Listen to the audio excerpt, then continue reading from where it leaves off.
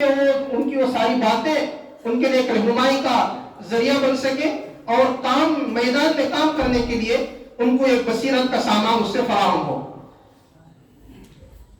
تو مقالات سب سے پہلے پیش ہوں گے اور اس میں 4 مقالات طے کیے گئے ہیں اور اس کے لیے 4 عناوین پر 4 حضرات گفتگو فرمائیں گے۔ سب سے پہلا عنوان ہے اس میں اسلامی عقائد و تعلیمات میں تشکیک کی کوششیں اور ان کا سدباب۔ یہ ہمارے مقالات کی کڑی کا سب سے پہلا عنوان ہے، اسلامی عقائد و تعلیمات میں تشکیک کی کوششیں اور ان کا سدباب۔ حاضرین، آپ کو اچھی طرح معلوم ہے کہ دشمنان اسلام نے اسلام کے خلاف جن ریشہ دوانیوں کا سہارا لیا ہے اس میں سے یہ ہے کہ اسلامی تعلیمات کے حوالے سے اس کے متبعین کے دل میں شکوک و شبہات کو پیدا کر دیا جائے اور شکوک و شبہات کے کانٹے بو دیے جائے۔ دین اسلام کی تعلیمات کو کبھی منگھڑت کہہ کر، کبھی فرسودہ بتا کر، کبھی خلاف عقل بول کر، کبھی ظالمانہ بتا کر الغرض مختلف حربوں سے اسلامی عقائد اور اس کی تعلیمات کو متہم کیا جائے۔ قرآن مجید میں اللہ تبارک و تعالیٰ نے یہودیوں کی اس چالبازی کا ذکر کرتے ہوئے فرمایا ہے وَقَالَتْ طَائِفَةٌ مِّنْ أَهْلِ الْكِتَابِ آمِنُوا بِالَّذِي أُنزِلَ عَلَى الَّذِينَ آمَنُوا وَجْهَ النَّهَارِ وَاكْفُرُوا آخِرَهُ لَعَلَّهُمْ يَرْجِعُونَ۔ اہل کتاب کے ایک گروہ نے کہا کہ جو کلام مسلمانوں پہ نازل ہوا ہے اس پر دن کے شروع میں تو ایمان لے آؤ اور دن کے آخری حصے میں اس سے انکار کر دو، ہو سکتا ہے کہ اس طرح مسلمان اپنے دین سے برگشتہ ہو جائے۔ جو حضرات سوشل میڈیا کے جو ہے اس سے وابستہ ہیں ان کو معلوم ہے کہ آج اسلام کے خلاف جو ہے شکوک و شبہات پیدا کرنے کی کئی سی منظم کوششوں کا ایک جال بچھا ہوا ہے۔ قریب 200 سال سے مستشرقین کی ناپاک کوششوں کے نتیجے میں تشکیک کی یہ ساری مہم پورے طور پر مضبوط اور منظم ہو گئی ہے اور میڈیا کے ذریعے سے گھر گھر اور فرد فرد تک وہ باتیں پہنچانے کی بھرپور کوششیں حکومتوں کی سرپرستی میں جاری ہیں۔ اور یہ سارے ایسے حربے ہیں کہ چونکہ خالص ایک علمی انداز سے اس کے کام کرنے کی بہت ضرورت پیش آتی ہے تو علماء ہی اس کا صحیح طور پر تدارک کر سکتے ہیں۔ ایسے موقعوں پر علماء کی بڑی ذمہ داری بنتی ہے کہ وہ اس میدان کو، اس میں جو معترضین کے شکوک و شبہات ہیں ان کو صحیح طور پر سمجھیں اور پھر ان کے بوداپن کو اور ان کے بے بنیاد ہونے کو واضح کریں اور بھولے بھالے مسلمان جو ان سب کا شکار ہو جاتے ہیں ان کے ایمان کے بچانے کی فکر کریں۔ اس موضوع پر مقالہ پیش کرنے کے لیے نام انتخاب میں آیا ہے مولانا مفتی عباد الرحمان صاحب سیدہ مشدوم کا۔ آپ جامعہ کے قدیم فضلاء میں سے ہیں، سرزمین حیدرآباد سے آپ تعلق رکھتے ہیں۔ آپ نے جامعہ میں جماعت چہارم یعنی ہدایت تک کی تعلیم حاصل کی ہے، اس کے بعد دارالعلوم دیوبند سے آپ نے سند فضیلت حاصل کی۔ فی الحال آپ شہر حیدرآباد ہی کے مشہور و معروف دینی درسگاہ اشرف العلوم میں دور حدیث اور افتاء کی اونچی کتابیں پڑھاتے ہیں۔ ماشاءاللہ آپ ٹھوس علمی استعداد اور علم و مطالعے کا پاکیزہ ذوق رکھتے ہیں۔ اللہ تبارک و تعالیٰ نے آپ کو صلاحیت اور صالحیت دونوں سے بہرکیف نوازا ہے۔ میں حضرت مفتی صاحب کو دعوت دیتا ہوں کہ تشریف لائے اور اپنا قیمتی مقالہ پیش فرمائیں۔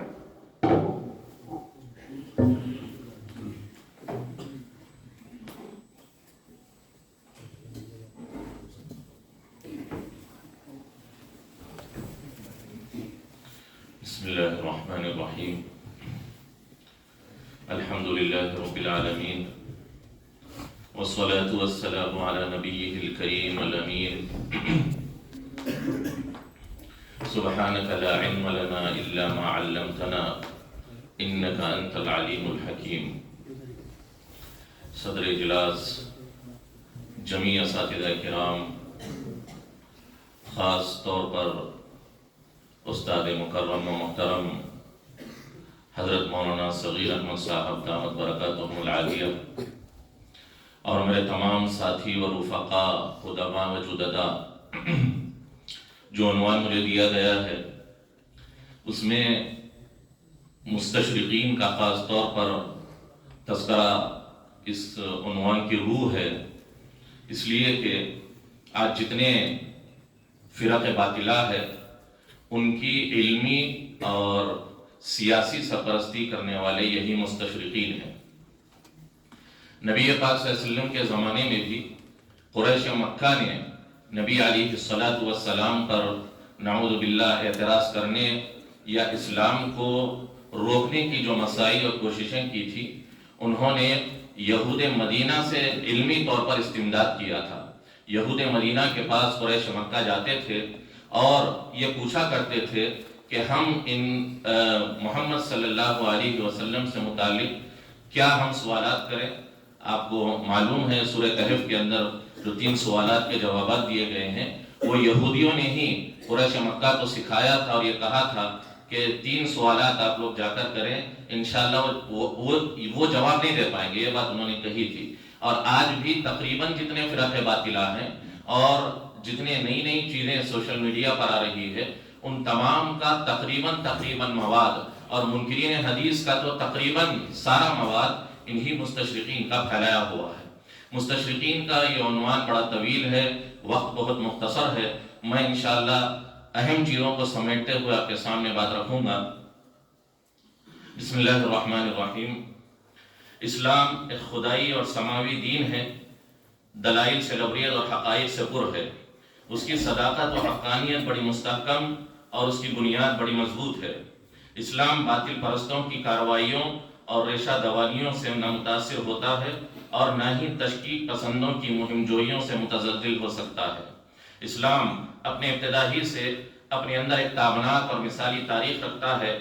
آغاز ہی سے اسلام کو انکار و اباء، مخالفت و مزاحمت کا سامنا رہا، لیکن اسلام اپنی ذاتی جاذبیت و کشش، قدرتی قوت اور غیبی نصرت کے بل قائم رہا، اور کفر اپنی تمام تر کوششوں اور ناپسندیدگی کے باوجود اسلام کے نہار کو لیل میں تبدیل کرنے، خلق خدا میں اسلام متعارف اور مقبول ہونے میں، کفر ہمیشہ ناکام و قاصر رہا۔ واللہ متم نوری ولو کرہ الکافرون۔ تحریک استشراق اور اس کا پس منظر۔ ظہور اسلام اور ترقی دین سے جو لوگ سب سے زیادہ قلبی کڑھن اور حسد میں مبتلا ہوئے ہیں وہ اہل کتاب یہود و نصارہ تھے۔ یعنی دین اسلام جب دنیا میں آیا تو اس سے سب سے زیادہ جو حسد میں مبتلا ہوئے تھے وہ یہود و نصارہ ہی تھے۔ انہوں نے آمد اسلام کو اپنے حق میں نقصان عظیم سمجھا۔ اسلام کی وجہ سے ان کی قیادت و سیادت جاتی رہی، لوگوں کے درمیان مقام مرجعیت ختم ہوتی رہی اور ان کا ناز ٹوٹنے لگا۔ ان کی دین فروشی اور کتمان حق والے مزاج سے پردے ہٹنے لگے تو انہوں نے کمر بستہ ہو کر اسلام کو اپنا ہدف و نشانہ بنایا اور ہر طریقے سے اسلام کو زد پہنچانے اور کمزور کرنے میں لگ گئے۔ دور نبوت سے اس کی بہت ساری نظیریں اور مثالیں آپ کو مل جائے گی۔ انہی بددینت یہود و نصارہ کے خبیث بطون اور ناپاک صلبوں سے تحریک استشراق نے جنم لیا، جس نے موروثی طور پر اپنے آبا سے اسلام دشمنی، فتنہ پروری، شرارت پسند طبیعت، دین اسلام سے نفرت کرنے والا مزاج اور حق کے خلاف باطل کی حمایت سے جٹ جانے والا جذبہ عصبیت وراثت میں پایا۔ اور ازمان متاخرہ میں ان مستشرقین نے ایک اجتماعی متفقہ پلیٹ فارم ایسا تیار کیا جہاں سے عالمی پیمانے پر اسلام، عقائد اسلام، ارکان اسلام پر مسلسل حملے اور وار کیے جائیں۔ اسلام اور قرآن و حدیث کے تعلق سے اہل اسلام کے درمیان شکوک و شبہات پیدا کر ان کے ذہنوں کو اسلام سے بدکانے اور اسلام کے خلاف بھڑکانے کی کوشش کی جائے۔ اسی تحریک کو چلانے والوں کو مستشرقین کہا جاتا ہے۔ مستشرق کا لغوی اور حقیقی تعارف۔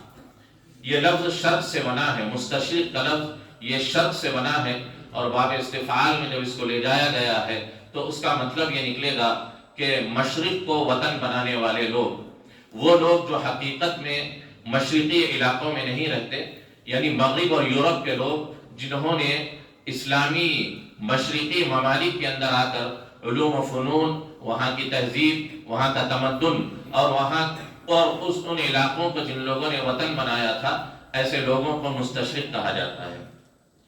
اسلامی عروج کا وہ دور جب مشرقی علاقے، جن میں خاص طور پر مصر، شام، عراق، بغداد اور حجاز مقدس، یہ سب علوم و فنون کے مراکز تھے، تاریخ، جغرافیہ، طب، ریاضی علوم عقلیہ، فلسفہ، فلکیات اور دیگر بہت سارے علوم کے چشمے یہیں سے پھوٹتے تھے۔ یہاں رک کر میں ایک بات آپ کے سامنے رکھوں گا کہ تاریخ اسلام کا وہ تابناک دور جس میں سارے جتنے آج کے دور میں علوم ہیں وہ سارے کے سارے ہمارے ہی اسلامی علاقوں اور ممالک میں ہی ان سارے علوم کی داغ بیل ڈالی گئی تھی اور وہیں سے پوری دنیا کے اندر ان علوم کو پھیلایا گیا ہے۔ خاص طور پر چونکہ ہم نئی نسل کے لوگ ہماری اسلام کی تاریخ نہیں پڑھتے اور تاریخ سے واقف نہیں ہیں، اسی لیے آج ہم یہ سمجھتے ہیں کہ دنیا کے اندر جو علوم کا چرچا ہے یا ترقیات کا جو دور ہے وہ مغرب کا دین ہے۔ ہرگز ایسی بات نہیں ہے۔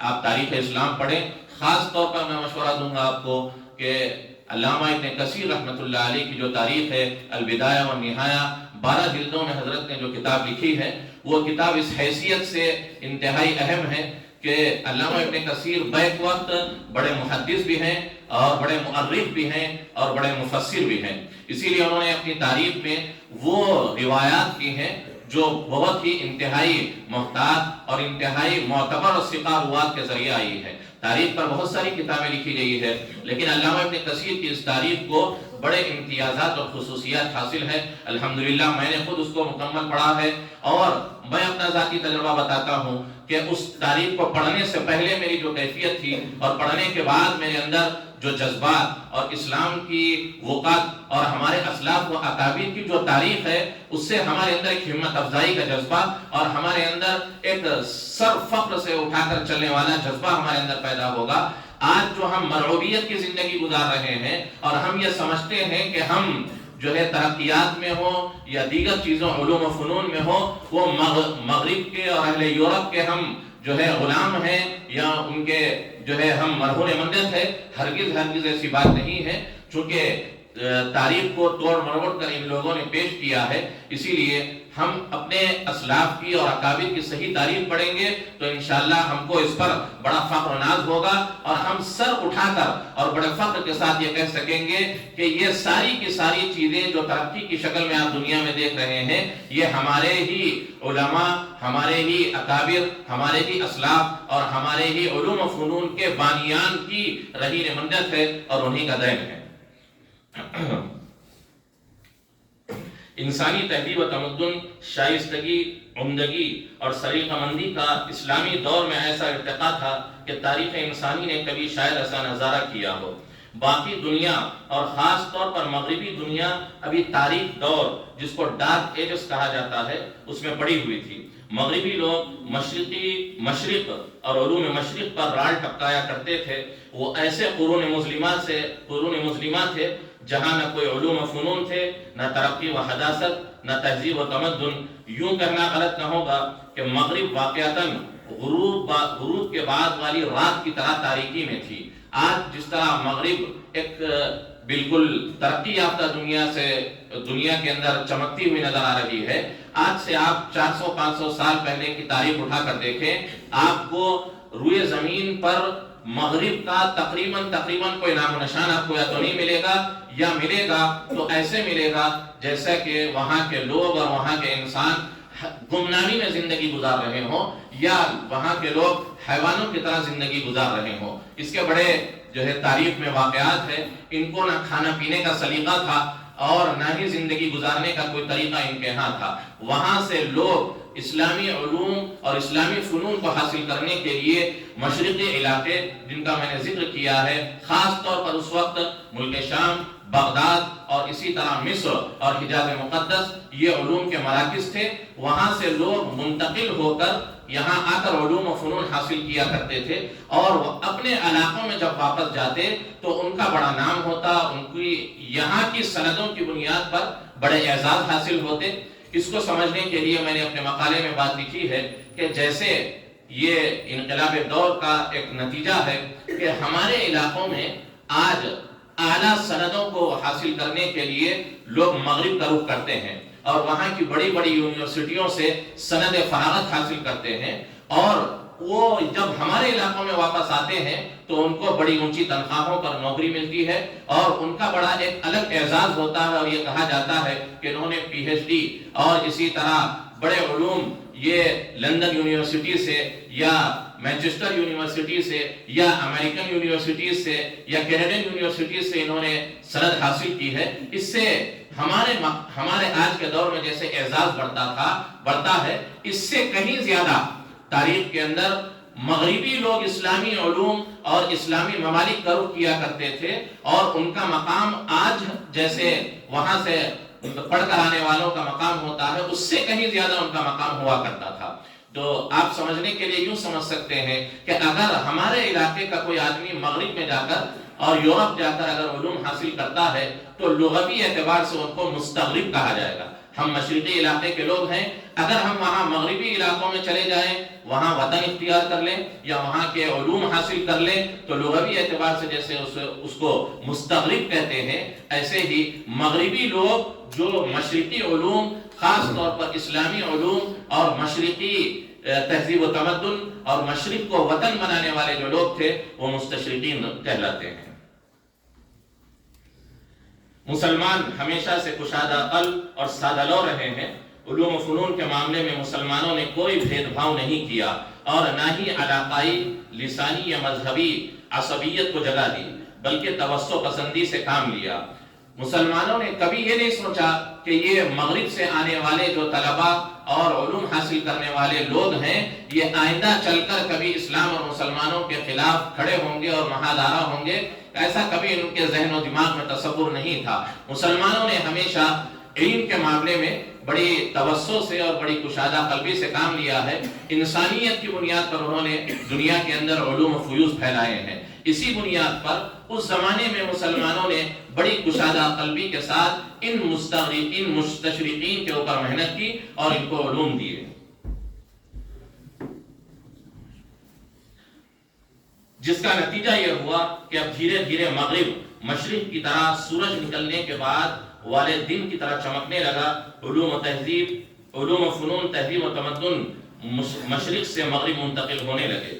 دوسری طرف تقدیری فیصلوں سے کچھ ایسی تبدیلیاں عالم اسلام میں رونما ہوئی جن کی وجہ سے اسلامی مملکتوں میں بڑی اچھل پتل شروع ہوئی، نظام خلافت مزمحل ہو گیا، مسلمانوں میں وہن و انتشار کی کیفیت پیدا ہونے لگی۔ سیاسی افراتفری کے نتیجے میں ان احسان فراموش مستشرقین کی نیتوں میں فتور پیدا ہوا۔ ان کی اور مغربی اہل سیاست کی نیتیں اور نظریں مشرق کو ہتھیانے، بیت المقدس پر قبضہ کرنے اور مشرقی اسلامی علاقوں کو اپنے استعمار میں لینے کی طرف بڑھنے لگی۔ اب تک جو طلب علم کے لیے مشرق کا قصد کرتے تھے، اب وہ لوگ جواسیس و گماشتے بن کر آنے لگے۔ پھر صلیبی جنگوں میں اہل مغرب اور عیسائیوں کو مسلسل شکستیں ہوئی۔ ایوبی اور زنگی فوجوں نے رومی اور مغربی لشکروں کو قصبہ کر دیا۔ تب اہل مغرب نے یہ حقیقت محسوس کر لی کہ اہل اسلام سے سیف و سنان والی جنگ جیتی نہیں جا سکتی، اور قوت و طاقت کے بل میدانی جنگ سر نہیں کی جا سکتی۔ تب انہوں نے قلم و لسان والے راستے سے جنگ کا تہیہ کر لیا، اور اس راستے سے حملہ کرنے والی ایک بڑی جماعت مستشرقین کی شکل میں ان کے یہاں پہلے سے موجود تھی۔ چنانچہ انہوں نے اب اسلامی علوم و فنون کے راستے سے اسلامی مصادر، قرآن و حدیث، سیرت و تاریخ، فقہ و علوم اسلامیہ میں خرد برد کرنا، تعویلات رقیقہ اور احتمالات فاسدہ پیدا کر اسلام اور مسلمانوں کو کمزور کرنے اور عقائد و تعلیمات اسلامیہ میں شکوک و شبہات پیدا کر کے مسلمانوں کو اسلام سے دور کرنے کی ایک منصوبہ بند پلاننگ کی، اور یہ کوشش کی کہ معاقد اسلامیہ میں سے کوئی ماخذ شرع صاف ستھرا اور بے داغ باقی نہ رہے۔ ہر چشمے صافی کو گدلا کر اسلامی محاسن کو بے حسن و بے نور کر دے، اور سارے اسلام ہی کو مشکور ٹھہرا کر دین مسیحیت کو غالب کرے، یہ ان کے اہم عزائم میں سے تھا۔ ان ناپاک عزائم اور مسموم منصوبوں کو ان ملعونوں نے بروکار ملایا، مختلف محاذ پر ان کے کام۔ پہلا نمبر، چنانچہ مستشرقین اہل مغرب کے سیاسی آقاؤں کے وظیفہ خوار بھی تھے۔ یعنی شروع میں تو یہ لوگ علوم دینیہ حاصل کرنے آتے تھے، بعد میں جب ان کی سیاسی قوت جب مضبوط ہونے لگی تو حکومت نے اپنی سرپرستی میں وہاں کے جو ذہین طبقے کے لوگ تھے اور وہاں کا ذہین جو کریم طبقہ تھا، ان لوگوں کا سیاسی لوگوں نے انتخاب کیا، اور اپنے خرچ کے بلبوتے پر اسلامی مراکز اور اسلامی ممالک کو اپنے نوجوان بھیجنے لگے تاکہ یہ لوگ وہاں کے علوم حاصل کرنے کی حیثیت سے رہ کر اپنی تخریب کاریوں کا سلسلہ جاری رکھے۔ چنانچہ ان میں پہلا طبقہ وہ تھا جو سیاسی آقاؤں کے وظیفہ خار تھے، جن کا کام علمی لبادہ اوڑھ کر جاسوسی کرنا، خفیہ معلومات مغرب کو فراہم کرنا، مسلمانوں کی عسکری و حربی صورتحال سے واقف کروانا تھا۔ اس طبقے نے مصر و شام اور دیگر علاقوں میں مغربی و فرانسیسی استعماری طاقتوں کو خوب تقویت پہنچائی۔ بعد میں مغربی طاقتوں نے ان کی معلومات کردہ رازوں سے فائدہ اٹھایا اور ایک مدت تک کئی سارے علاقے فرانسیسی سامراج کے زیر اثر رہے۔ نمبر 2، اور کچھ مستشرقین وہ تھے جو صحافت، رسائل نگاری، اداریے اور اخبارات کے ذریعے مسلمانوں کے درمیان دین بیزاری، بیراہ روی، آزادی نسواں کے نعرے، مخلوط تعلیمی نظام کی ترغیب، مذہبی ممانعات سے آزاد زندگی کے فوائد وغیرہ وغیرہ بے شمار چیزوں کو پھیلانا انہوں نے شروع کیا، اور مختلف ڈرامے، افسانے اور عشقیہ ناولز کے ذریعے اسلامی ماحول کو تباہ کرنے میں کوئی کسر نہیں چھوڑی۔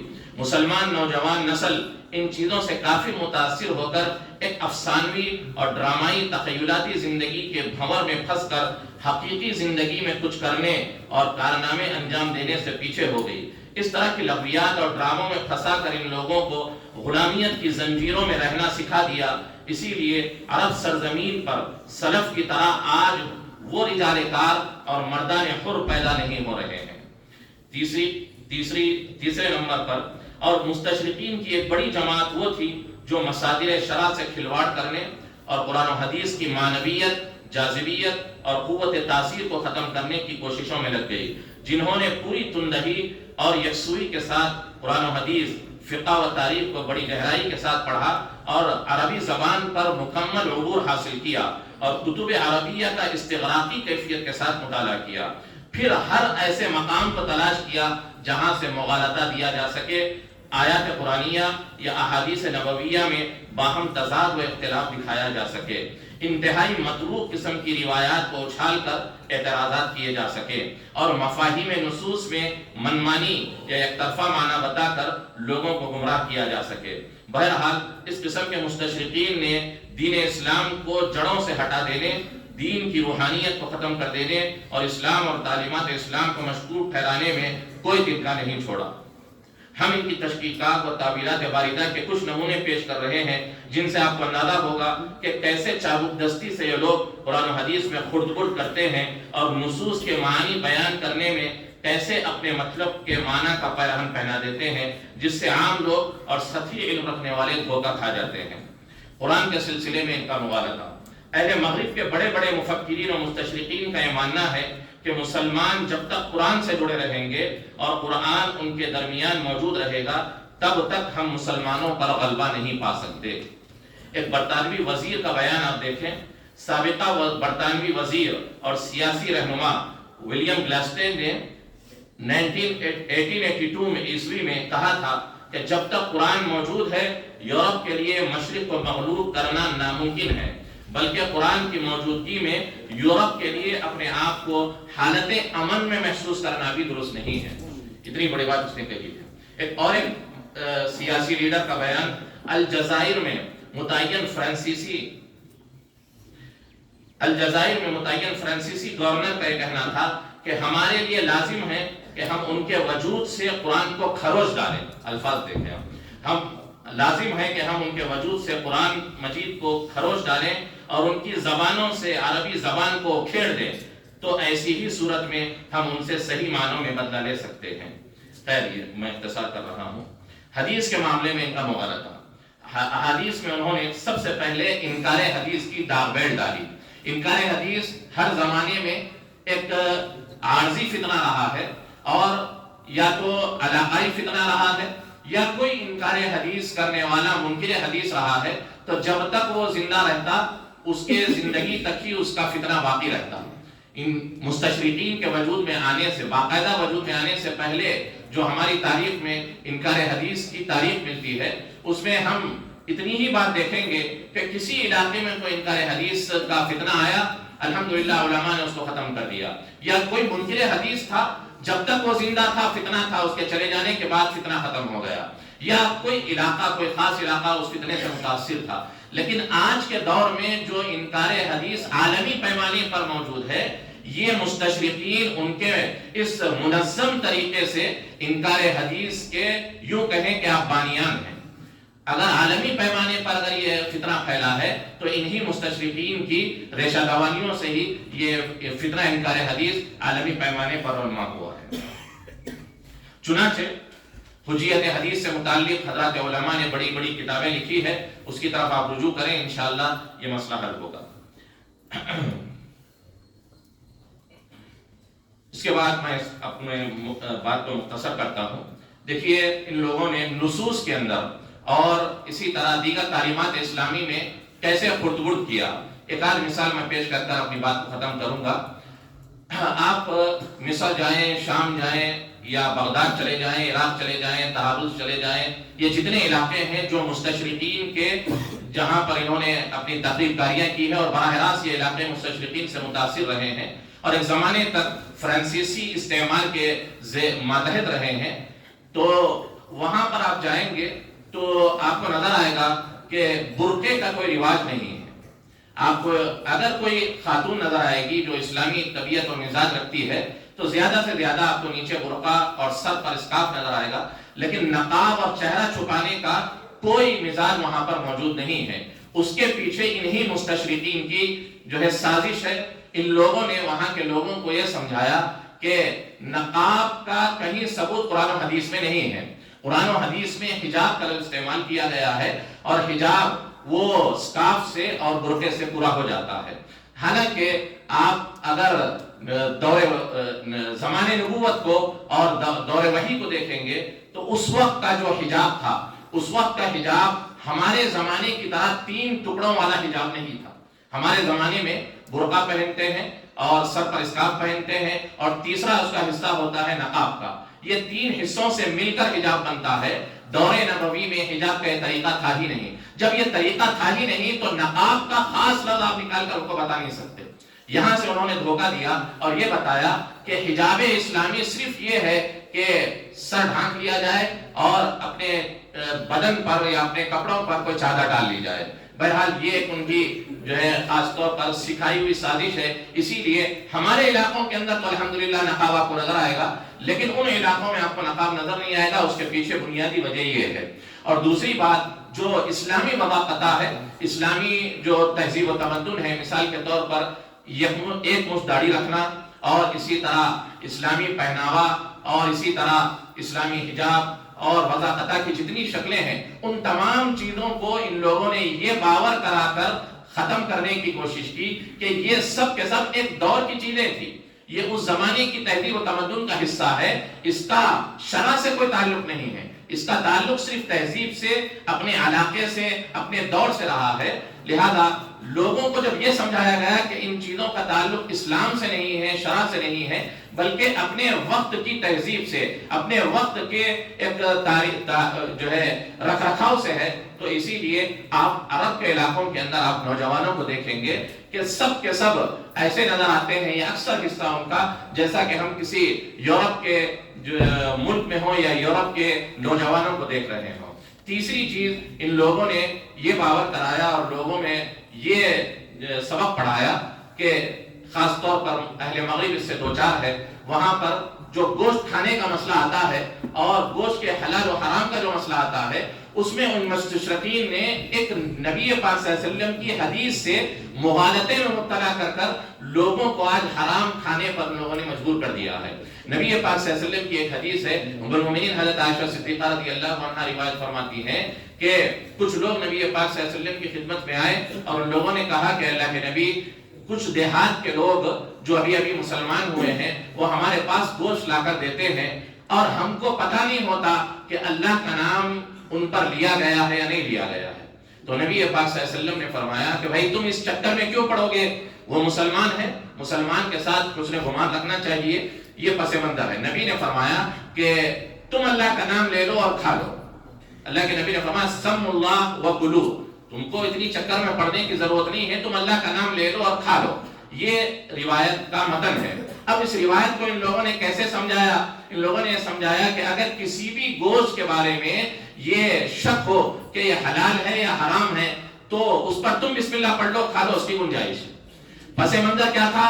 جہاں سے گوشت لایا جا رہا تھا لانے والے مسلمان ہیں، اور جہاں پر گوشت لایا گیا ہے لینے والے کھانے والے وہ مسلمان ہیں۔ بس مسلمانوں کو صرف یہ کھٹک تھی کہ یہ دیہاتی لوگ پتہ نہیں اللہ کا نام لے کر ذبح کرتے ہیں یا ذبح نہیں کرتے۔ تو نبی پاک صلی اللہ علیہ وسلم نے متن میں تو یہ بتایا کہ تم اللہ کا نام لے لو اور کھا لو، لیکن مقصود یہ تھا، شراح حدیث فرماتے ہیں کہ اصل میں نبی پاک صلی اللہ علیہ وسلم یہ بتانا چاہ رہے تھے کہ مسلمان کے ساتھ حسن گمان ہونا چاہیے۔ ایک مسلمان ہو اور وہ اللہ کا نام نہ لے، ایسا نہیں ہو سکتا۔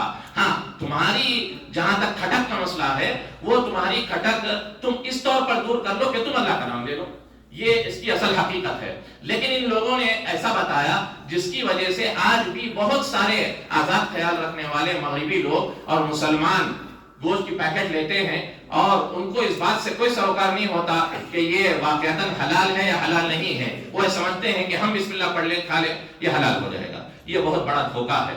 خیر بہرحال اس طرح کی بہت ساری چیزیں ہیں، ہم اس کو سمجھ نہیں سکتے۔ اور ایک کتاب کا میں آپ کو حوالہ دوں گا یہاں پر، یہ جو فرحت ہاشمی نامی جو خاتون ہیں جن کے اکثر کلپس خواتین میں مشہور ہے، ان کے بارے میں انہوں نے پڑوسی ملک کے اندر الہدایہ انٹرنیشنل کے نام سے اپنا ایک ادارہ اور تنظیم انہوں نے قائم کی ہے۔ اس پر ہمارے ایک عالم ربانی نے وہاں کتاب لکھی ہے، الہدایہ انٹرنیشنل کیا ہے، اس عنوان سے۔ اس کتاب کو آپ ضرور پڑھیں، اس سے بڑے آپ کو جو ہے معلومات حاصل ہوں گی۔ تو انہوں نے اس کتاب کے اندر یہ بات لکھی ہے کہ فرحت ہاشمی جو ہے وہ اصلاً ان مستشرقین کی شاگردہ ہے۔ اور یہ بات، یہ آپ گوگل پر بھی میں نے دیکھا، یہ بات گوگل کے اندر بھی موجود ہے، گوگل سرچ پر بھی آپ ماریں گے اور فرحت ہاشمی کی جو مختصر آپ کو خدا تعارف ملے گا، اس میں یہ بات ہے کہ مانچسٹر یا لندن کی کسی یونیورسٹی میں انہوں نے علوم اسلامیہ مستشرقین سے حاصل کیا۔ اب ان کا ایک دھوکہ سن لیجئے، میں اپنی بات ختم کر دوں گا۔ یہ دنیا بھر کے اندر بغیر کسی محرم کی سفر کرتی ہیں، اور جب ان سے پوچھا گیا کہ بھائی بغیر محرم کے آپ سفر کیوں کرتے ہیں، حالانکہ شریعت میں اس کی اجازت نہیں ہے، تو کیسے انداز سے انہوں نے استدلال کیا، اور یہ استدلال مستشرقین کا سکھایا ہوا ہے۔ انہوں نے کہا کہ بخاری کے اندر جہاں کتاب الحج آیا ہے، اس کتاب الحج میں امام بخاری نے باب قائم کیا ہے کہ بغیر محرم کے عورت سفر نہیں کر سکتی۔ یہ بات اس بات کو بتاتی ہے کہ صرف سفر حج ہی اصل مقصود ہے جو بغیر محرم کے نہیں کیا جا سکتا، باقی جو اسفار ہے وہ کیے جا سکتے ہیں۔ اب استدلال کا انداز آپ دیکھیں کہ بخاری کے باب سے، اور وہ امام بخاری نے کتاب الحج کے اندر یہ روایت لائی ہے، اس سے انہوں نے استدلال کیا کہ بغیر محرم کے سفر کرنے کی جو ممانعت ہے وہ صرف سفر حج کے لیے ہے، باقی اسفار کے لیے نہیں ہے۔ بہرحال یہ کچھ باتیں تھی، اللہ تبارک و تعالی ہم کو ان کی سمجھنے کی توفیق نصیب کرے، اور ان کی جو مکاریاں ہیں اس پر بہت سارے علماء نے کتاب لکھی ہے، خاص طور پر مصطفیٰ سباعی کی جو کتاب ہے السنہ ومکانتها فی التشریع الاسلامی کے نام سے، یہ ضرور آپ مطالعہ کریں۔ اس میں بڑے جو ہے انہوں نے حقائق بیان کیے ہیں، اور اسلام اور مستشرقین کے نام سے بھی کچھ کتابیں ہیں اردو میں، ان کا بھی مطالعہ کیا جا سکتا ہے۔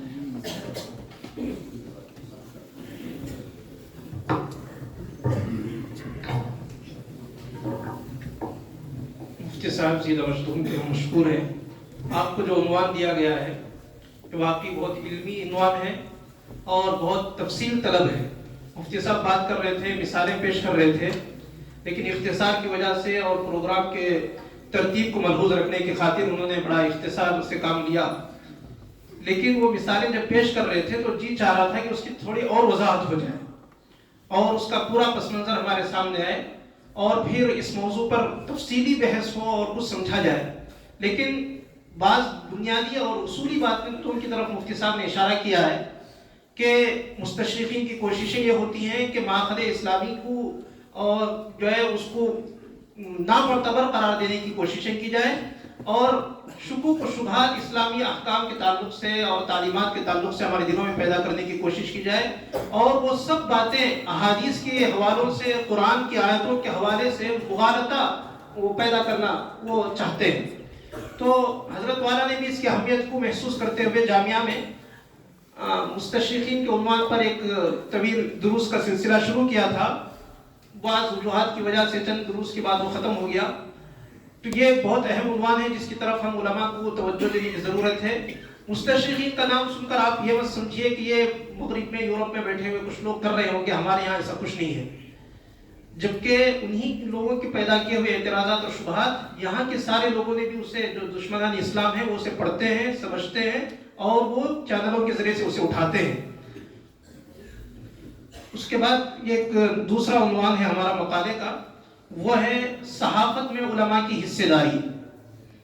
رسول اللہ صلی اللہ علیہ وسلم کے دور میں ذرائع ابلاغ، جن کو آج کل کی زبان میں میڈیا کہا جاتا ہے، وہ دو تھے، ایک تھی شاعری اور دوسری تھی خطابت۔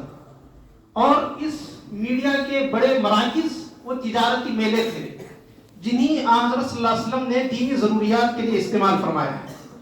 آج کا میڈیا اور ابلاغ کے ذرائع بالکل مختلف ہیں، جو سبھی کے سامنے عیاں ہیں۔ ہر دور کے ذرائع ابلاغ اور میڈیا بدلتا رہتا ہے۔ کسی بھی ملک کی رائے عامہ کو ہموار کرنے کے لیے ان ذرائع ابلاغ کا کردار جو ہوتا ہے اس کو نظر انداز کرنا ممکن نہیں ہے۔ صحافت کو آج کے ذرائع ابلاغ میں بڑی اہمیت حاصل ہے۔ صحافت صرف کسی زبان میں چند سطریں نکلنے کا نام نہیں، بلکہ ایک مستقل فن ہے۔ اس میں زبان و بیان کی مہارت بھی شامل ہے، لوگوں کی ذہنی سطح اور نفسیات کے مطابق اسلوب کرنا بھی اس کا ایک اہم حصہ ہے، اور مختلف طبقوں کے ذہنی دائروں تک رسائی حاصل کر کے ان کی ذہن سازی بھی اس کا ایک اہم ترین شعبہ ہے۔ مگر افسوس کی بات ہے کہ ان امور کی طرف توجہ ہم علماء برادری کی قریب نہ ہونے کی ہے۔ ضرورت اس بات کی ہے کہ علماء اس شعبے میں بھی آگے بڑھیں اور اسلامی صحافت اور دینی صحافت کا ایک نمونہ اپنے کردار سے پیش کرنے کی کوشش کریں۔ صحافت میں علماء کی حصہ داری کیوں کر ہو، اس موضوع پر ہمارے سامنے گفتگو فرمائیں گے جناب محمد ابراہیم نفیس صاحب، مدیر اونچی آواز بنگلور۔ آپ نے بھی جامعہ میں کسب فیض کیا ہے، آپ کئی سال سے میڈیا کے شعبے سے جڑے ہوئے ہیں اور اونچی آواز کے نام سے میڈیا کے دونوں ہی پلیٹ فارم، الیکٹرانک میڈیا اور پرنٹ میڈیا سے صحافتی خدمات اور فرائض انجام دے رہے ہیں۔ میں موصوف کو دعوت دیتا ہوں وقت کی تنگ دامانی کا لحاظ رکھتے ہوئے اپنی بات پیش فرمائیں۔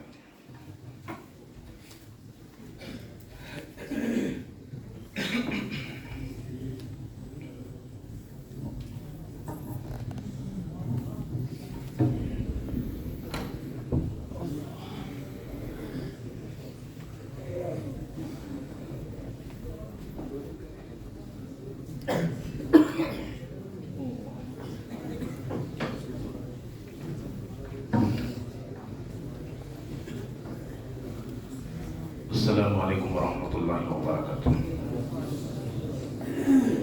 محترم علماء کرام اور ابنائے جامعہ، یقیناً باہر کا جو ماحول ہوتا ہے وہ میڈیا کے حوالے سے کہیں نہ کہیں بیلنس کیا جا سکتا ہے، لیکن حضرات علماء کرام کے درمیان اور بالخصوص میرے مادری علمی میں کھڑے ہو کر ایک جملہ بھی کہنا یقیناً ایک بہت بڑا چیلنج ثابت ہوتا ہے۔ مجھے ذمہ داری دی گئی بہرحال کچھ باتیں گوش و گزار کرنے کی، اگر سے آپ کی خدمت میں حاضر ہوں۔ اردو صحافت کے، جہاں تک صحافت کا معاملہ ہے، مجھے عنوان دیا گیا کہ صحافت میں علماء کی حصہ داری، اور صحافت کو مختلف پارٹوں میں تقسیم کر دیا گیا ان دنوں۔ کہیں انگریزی میڈیا، کہیں کنڑ میڈیا، ریاستی سطح پر مختلف حصوں میں اس میڈیا کو تقسیم کر دیا گیا، اور اردو میڈیا بھی اس کا ایک حصہ دار بن گیا۔ چونکہ اردو میڈیا سے میرا تعلق ہے، اس حوالے سے کچھ باتیں آپ کی خدمت میں گوش گزار کر رہا ہوں۔ اردو صحافت کا آغاز اخبار جامع جہاں نما سے ہوتا ہے، لیکن اس کو نئی صورت میں ڈھالنے والے مولوی محمد باقر تھے۔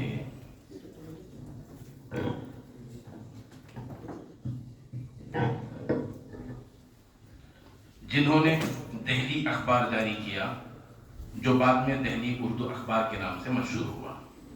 اسے اردو صحافت کا نقطۂ آغاز قرار دیا جا سکتا ہے۔ اس لحاظ سے مولوی محمد باقر شمالی ہند میں اردو صحافت کے بانی ہی نہیں بلکہ پہلے صحافی تھے، جنہوں نے صحافتی پیشے کو مشن میں تبدیل کرنے کا کارنامہ انجام دیا۔ ان کے والد ان کے والد مولانا محمد اکبر پائے کے مجتہد تھے اور ایک دینی مدرسہ بھی چلاتے تھے، جس سے طلباء کی بڑی تعداد فیضیاب ہوتی تھی۔ یہ خاندان انگریزوں کا شدید مخالف تھا، لہذا انگریزوں کی چھوٹی موٹی ملازمت کی بجائے مولوی محمد باقر نے اخبار نکالنے کا فیصلہ کیا۔ اس وقت اردو کو سرکاری زبان کا درجہ مل گیا تھا، اخبار نکالنے پر عائد پابندیاں بھی ختم ہو گئی تھیں، تو 1837 میں انہوں نے اپنے ہفت روزہ کا آغاز کیا، جو اردو کے نثری ادب میں ایک انقلاب کا بانی بنا، اور 1857 تک تقریباً 20 برس حق و انصاف کی تاریخ رقم کرتا رہا۔ مولوی محمد باقر نے اپنے اخبار کو عصری تقاضوں اور جدتوں ہی سے نہیں بلکہ صحافت کے اصول و آداب بھی متعین کیے۔ اخبار میں بہادر شاہ ظفر، بیگم زینت محل، ذوق، غالب کا کلام اور ان کے آپسی بیانات کو بھی جگہ دی جاتی تھی۔ یہ ہندوستانی صحافت کا ابتدائی دور تھا اور عام اطلاعات یا اخباری مواد کے لیے اخبار و جرائد انگریزی پرچوں اور راجہ و نوابوں کے قلمی اخبارات میں انحصار کرتے تھے، لیکن انہوں نے ارباب اقتدار تک رسائی رکھنے والے خبر نویسوں کو ایک نیٹ ورک بنا لیا تھا، جو آج کی طرح موقع واردات پر پہنچ کر خبریں جمع کرنے یعنی اسپاٹ رپورٹنگ کے کام میں مصروف رہتے تھے۔ دہلی اردو اخبار میں 1857 کی جنگ آزادی کی آنکھوں دیکھی خبریں اس کی زندہ مثال ہیں، یہاں تک کہ خواجہ احمد فاروقی یہ اعتراف کرنے پر مجبور ہو گئے کہ دہلی اردو اخبار دہلی کا پہلا اردو اخبار تھا جس کے مطالعے سے مومن، غالب، شیفتہ، آزردہ، ذوق اور ظفر کا سارا ماحول اپنی حشر سامانیوں کے ساتھ ہماری آنکھوں کے سامنے پھر جاتا ہے، اور ہم ان دو دنیاؤں کو دیکھ کر حیران رہ جاتے ہیں، جس میں ایک ابھرتی ہوئی دنیا ہے اور دوسری ڈوبتی ہوئی دنیا ہے۔ اس کے علاوہ اس میں کوئی شک نہیں کہ اردو صحافت کو اس کی بلندیوں تک پہنچانے اور ترقی یافتہ بنانے میں علماء کرام کی صحافتی خدمات کا ایک اہم کردار رہا ہے۔ علماء نے وطن عزیز کو فرنگیوں سے آزاد کرانے میں اپنی تحریروں کے ذریعے قوم کو متحد کیا اور ملک کے مختلف گوشوں سے اخبارات، رسائل اور جرائد کا اجرا کیا، اور ان کے توسط سے ہندوستانیوں کو ظالم حکمرانوں کے خلاف بغاوت پر اکسایا۔ علماء کا اخبارات کے اجرا کرنے کا اولین مقصد ملک کے سیاسی، معاشرتی اور تہذیبی حالات سے قوم کو آگاہ کرنا تھا، تاکہ وہ ملک کے نازک ترین حالات سے مکمل واقفیت کے بعد صحیح سمت میں فیصلے لے سکیں۔ اونچی آواز سے بولیے۔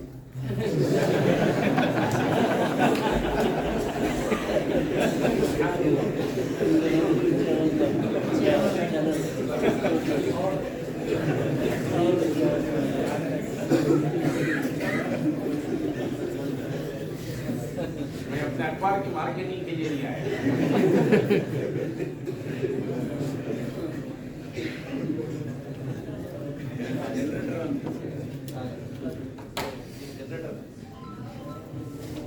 اتفاق جمیل بلسانكم المبارك۔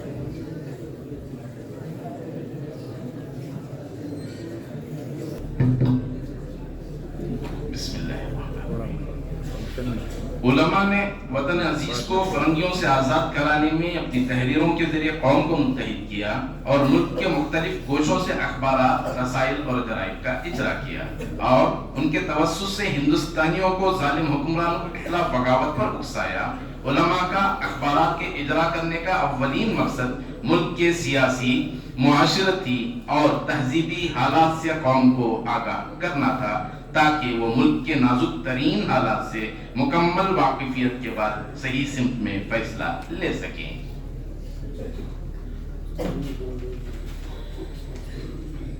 مولانا محمد علی جوہر نے ایک موقع پر کہا تھا کہ میں نے صحافت پیسہ کمانے کے لیے اختیار نہیں کیا، بلکہ ملک و ملت کی خدمت کے لیے اپنایا ہے، اور میں رہبر ہوں، رہزن نہیں۔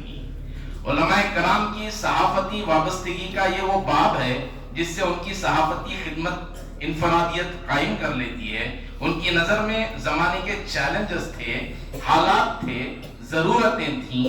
وہ بے خوف و خطر لکھتے تھے اور ان کی اس صحافتی ایمانداری نے ان کے لیے مشکلیں بھی پیدا کی. ان کے اخبارات بند کیے گئے، انہیں جیل بھیجا گیا، مختلف صعوبتوں کا سامنا کرنا پڑا، لیکن وہ اپنے مشن میں لگے رہے.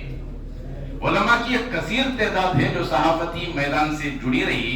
مولانا ابوالعلا مودودی، مولانا ابوالکلام آزاد، مولانا ابوالوفا ثناء اللہ امرتسری، مولانا امداد صبری، تاجور نجیب آبادی، مولانا ڈاکٹر حامد الانصاری، مولانا حامد الانصاری غازی، علامہ راشد الخیری، سعید احمد اکبر آبادی، علامہ سید سلیمان ندوی، علامہ شبلی نعمانی، مولانا ظفر علی خان، مولانا عامر عثمانی، مولانا عبد الباقی، مولانا عبد الحلیم شرر، مولانا عبد الرزاق ملک آبادی، مولانا عبد الماجد دریا آبادی، عبد المجید سالک، مولانا عبد الوحید صدیقی، مولانا عبد السلام بستوی، مولانا عبداللہ امادی، مفتی عتیق الرحمن، مولانا عمر دراز بیگ، غلام رسول مہر، ماہر القادری، مولوی مجید حسن، مولانا محبوب عالم، مولانا محمد باقر، مولانا محمد علی جوہر، مولانا محمد مسلم، مولانا منظور نعمانی، مولانا معراج الدین احمد نصر اللہ خان عزیز اور علامہ نیاز فتح پوری جیسے اہم ناموں کو فراموش نہیں کیا جا سکتا. علاوہ ازیں عصر حاضر کا جائزہ لیں تو ہمیں معلوم ہوگا کہ صحافت جمہوریت کا چوتھا ستون ہے اور مختلف ادوار میں اس کی حیت مسلسل بدلتی رہی. سماج کے سلگتے مسائل ہوں یا پھر حالات سے باخبر رہنے، یہ ترسیل کا اہم ذریعہ ہے. ہر ملک صحافتی اقدار کے الگ الگ اصولوں کو مختص کیا ہے. جہاں تک ہمارے ملک ہندوستان کی بات کریں تو آئین ہند کے تحت عدلیہ، فوج اور پارلیمنٹ کے بعد یہ چوتھے درجے کا حقدار ہے اور صحافت کا تحفظ بھی آئین کے دیگر ستونوں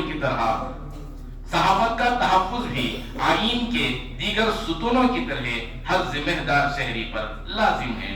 لیکن افسوس کہ آج یہ اہم ستون کھلی آنکھوں کے روبرو منہدم ہوتا نظر آ رہا ہے اور چند ٹکوں کے عوض صحافتی اصولوں کی کھلے عام نیلامی ہو رہی ہے.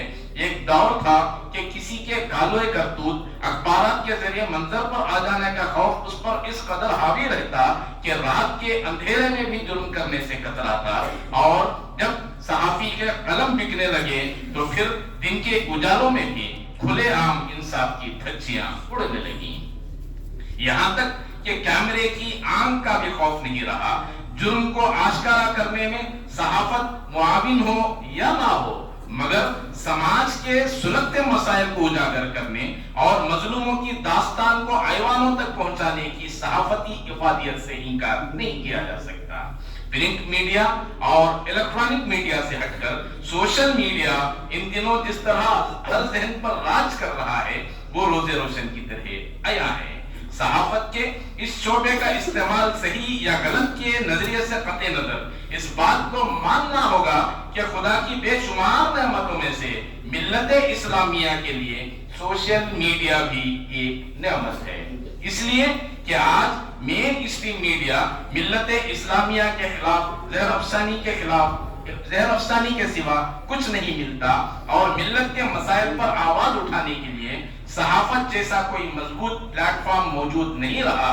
ایسے وقت میں کم از کم سوشل میڈیا کے سہارے یوٹیوب، انسٹاگرام، فیس بک کے ذریعے ظلم کے خلاف ایوان باطل میں لرزہ طاری کیا جا سکتا ہے، اور اس کے لیے دور اندیشی، سمجھ بوجھ، تدبر، حالات سے جانکاری، زبان پر گرفت اور حکمت کے علاوہ بات کو پیش کرنے کا سلیقہ ازحد ضروری ہے، جو بڑی بڑی یونیورسٹیوں کے بجائے مدارس کی چٹائیوں پر دستیاب ہوتے ہیں. یہاں اساتذہ کی جوتیاں سیدھی کرنے کے نتیجے میں کندہ ذہن یا بیکار یا اسکراپ سمجھے جانے والی نسلیں بھی قوموں کی امام بن کر ملت کے حوالے ہوتی ہیں. تو کیا ہم سماج کے اس اہم شعبہ صحافت سے وابستہ ہو کر سماج کے کچلے طبقات اور ملت کے مظلوموں کی آواز نہیں بن سکتے؟ حقیقت بھی یہی ہے کہ جس دیانتداری اور ایمانداری کے ساتھ علماء اس شعبے کا حق ادا کر سکتے ہیں، دیگر طبقات کے ساتھ ایسی امیدیں بھی نہیں کی جا سکتی۔ اس کے علاوہ دیگر اداروں سے ہمارے مادر علمی جامعہ اسلامیہ مسیح العلوم کی ایک انفرادیت یہ بھی ہے کہ یہاں کا ہر طالب علم وہ فوجی ہے جس کے کرنل اور ہم تمام کے دلوں کی دھڑکن حضرت اقدس مفتی صاحب نے محلہ بعیدواڑی میں ایسے وقت علم کی شمع روشن کی جب ہر سمت بدعات کا اندھیرا تھا۔ سوچئے اسی علاقے میں پیدا ہو کر اور اپنے خاندانی پیشواؤں کے زیر سایہ اسی علاقے میں پل کر برسوں سے چلی آ رہی بدعات کی روایتوں کے خلاف علم بغاوت بلند کرنا کتنا مشکل ترین مرحلہ ہوتا ہے، یہ وہی جانے جو اس مرحلے سے گزر سکتا ہو۔ الغرض مساجد کے محراب و منبر، تصنیف و تالیف اور درس و تدریس کے علاوہ بھی کچھ میدان ہیں جو علماء کے منتظر ہیں، جس میں صحافت بھی ایک اہم شعبہ ہے اور صدائے حق سے خالی یہ شعبہ علماء کی آواز کو ترس رہا ہے، جس کی گونج سے ایوان باطل میں لرزہ طاری کیا جا سکتا ہے۔ بہرحال یہ کچھ احساسات تھے جو میں آپ کے خوش و گزار کیا ہوں، کہاں تک اس میں کامیاب ہوں اللہ کرے ان باتوں میں صداقت پیدا ہو اور زیادہ سے زیادہ بالخصوص علماء برادری کو میدان صحافت سے جڑنے کی اللہ تعالیٰ توفیق عطا فرمائے۔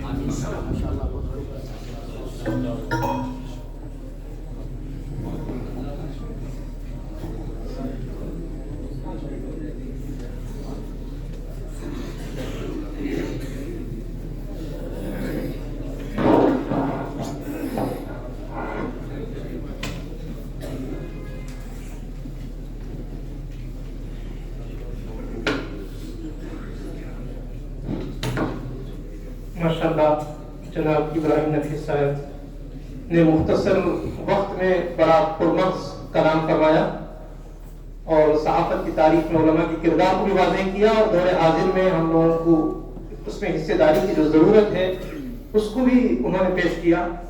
اللہ تبارک و تعالیٰ آپ کو جزائے خیر عطا فرمائے۔ ہمارے پروگرام کے حساب سے 9:15 بجے سے 10 بجے تک یہ ناشتے کا وقت ہے۔ مقالات پیش ہونے میں کچھ وقت زیادہ صرف ہو گیا، بقیہ مقالات ناشتے کے بعد پیش ہوں گے۔ مقالات بڑے اہم ہیں، حضرت والا سے مشورے کے بعد اس کے عناوین طے کیے گئے ہیں۔ آپ حضرات خود بھی محسوس کر رہے ہیں کہ مقالات میں جو ہے اہم بھی ہے اور ان میں تنوع بھی ہے، بڑی ضرورت کے، اس لیے سارے حضرات ہمارا گوش ہو کر مقالات کو سماعت کریں اور پوری توجہ اور دلچسپی کے ساتھ سنیں اور اس سے فائدہ اٹھائیں۔ اس نشست کے ہمارے جو صدر تھے حضرت مولانا مفتی آفتاب صاحب زیرہ مشدون، ہم ان سے گزارش کرتے ہیں کہ 2-4 کلمات اخیر میں آپ ارشاد فرمائیں، اس کے بعد انشاءاللہ اس نشست کا اختتام ہوگا اور ناشتے سے فارغ ہونے کے بعد 10 بجے پھر دوبارہ ٹھیک جمع ہونا ہے۔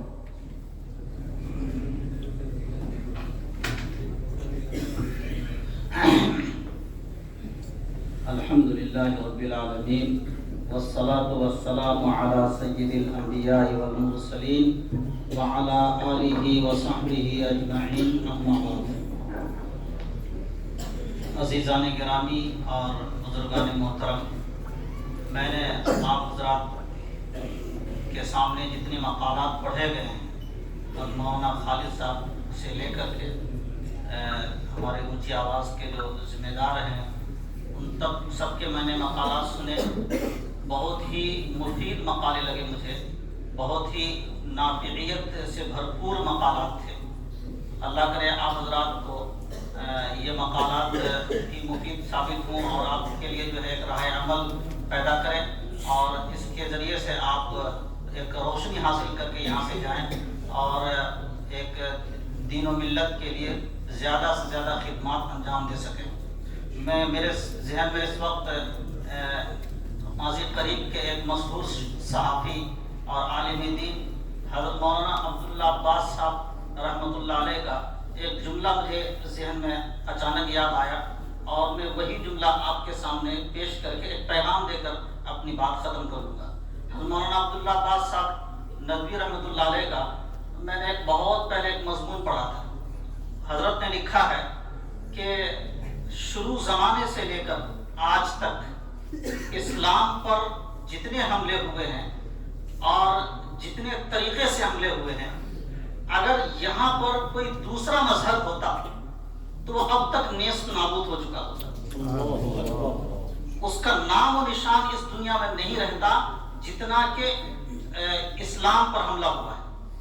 ایک اسلام ہی ایک ایسا مذہب ہے جس پر حملے چاروں طرف سے ہوتے رہے ہیں اور ہر دن ہر سیکنڈ ہوتے رہتے ہیں، لیکن یہ ایک ایسا مذہب ہے جس کو اللہ و تبارک تعالیٰ نے اس دنیا پر برپا کیا ہے، اور چونکہ اللہ و تبارک تعالیٰ اس مذہب کو قیامت تک رکھے گا اور اللہ نے یہ منظور کر لیا ہے، اس لیے اس کے اعصاب پر خواہ کتنے ہی حملے ہو جائیں لیکن یہ دین زندہ رہے گا۔ ہمارا فرض صرف یہ ہے کہ اللہ نے تو یہ طے کر دیا ہے کہ یہ دین ہمیشہ ہمیں زندہ رہے گا، اور اللہ نے یہ طے کر دیا ہے اور رہے گا اور ہمیشہ رہے گا۔ ہماری سعادت، ہماری خوش نصیبی یہ ہے کہ ہم اس دین کے لیے کتنا استعمال ہو جائیں۔